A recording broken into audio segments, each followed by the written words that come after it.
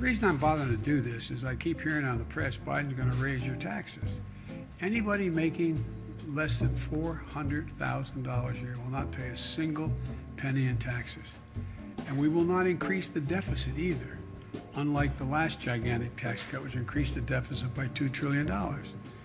It's about balancing the system. Welcome back to my channel, everybody. I hope all of you are having a great day so far. We have a lot of news to cover about a fourth stimulus check, the $200 increase in your Social Security benefits, and of course, the latest news surrounding your unemployment benefits.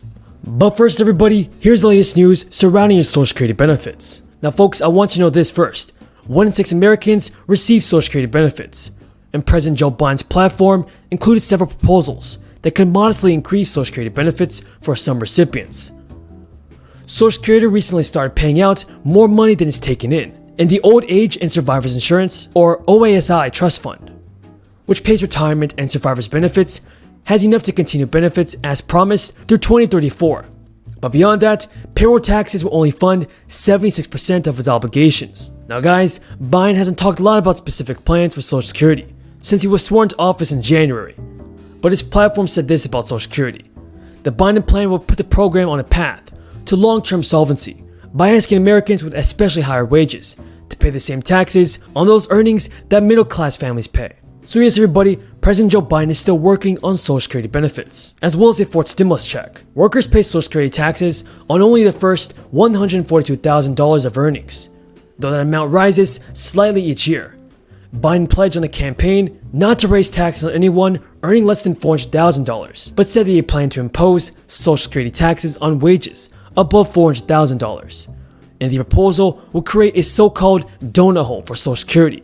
Now guys, Biden's proposal would raise an estimated $740 billion in additional Social Security revenue over 10 years.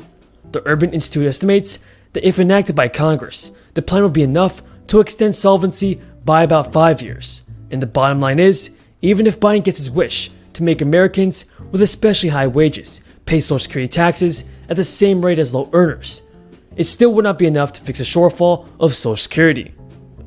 Now, Biden has not discussed any sweeping changes to Social Security, but his campaign platform includes the following proposals that can modestly increase benefits for some recipients.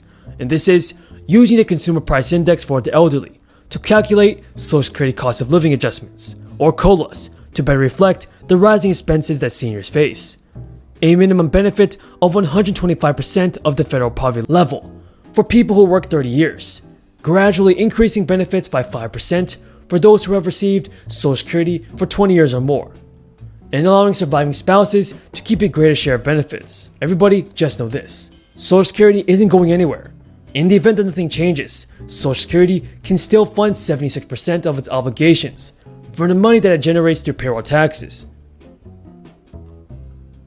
Even if you expect to receive 100% of your promised Social Security benefit, it's essential to remember that living solely on these monthly checks is incredibly difficult.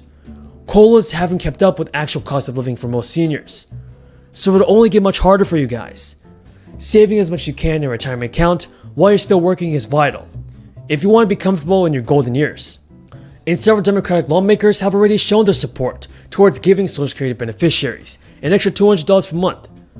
Chuck Schumer, Elizabeth Warren, and Ron Wyden all agree that Social Security benefits must be increased by $200.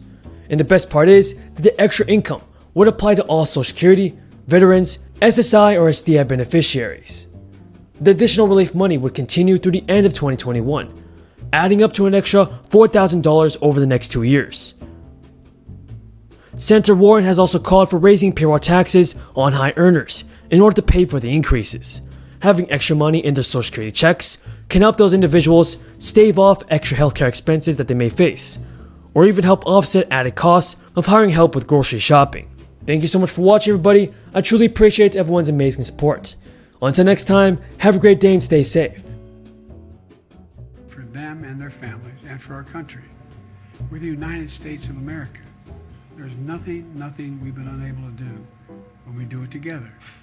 So let's get together. Let's get this done.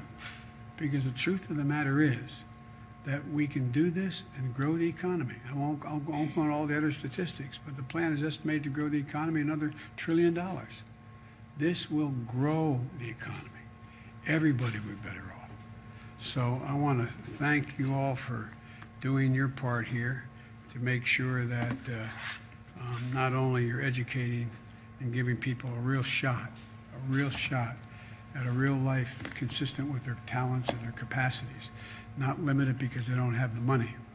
And we're going to give it to a lot more people. I promise you, America will be much stronger for it. Because like I said, we're setting out a universal education. It wouldn't just be 12 years anymore.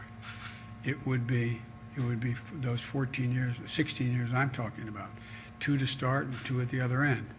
And as your state has done under your governor and your senator and your congresspersons, your state, if you get 4 years out of here, 2 years out of here, it's 2 years toward a state university. You cut tuition in half for a 4-year degree as well. So there's an awful lot of possibilities, an awful lot of hope. And the good news is, I think there's overwhelming bipartisan support for this. If you look at the polling data, Republican voters overwhelmingly support it. Now I just got to get some of my Republican colleagues to support it. So thank you all. God bless you, and thank you for the work you're doing. And may God protect our troops. Thank you so much.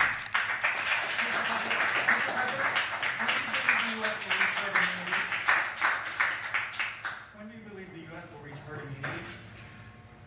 I think by the end of the summer, we'll be in a very different position than we are now. As you know, I've worked very hard to make sure we have over 600 million doses of vaccine.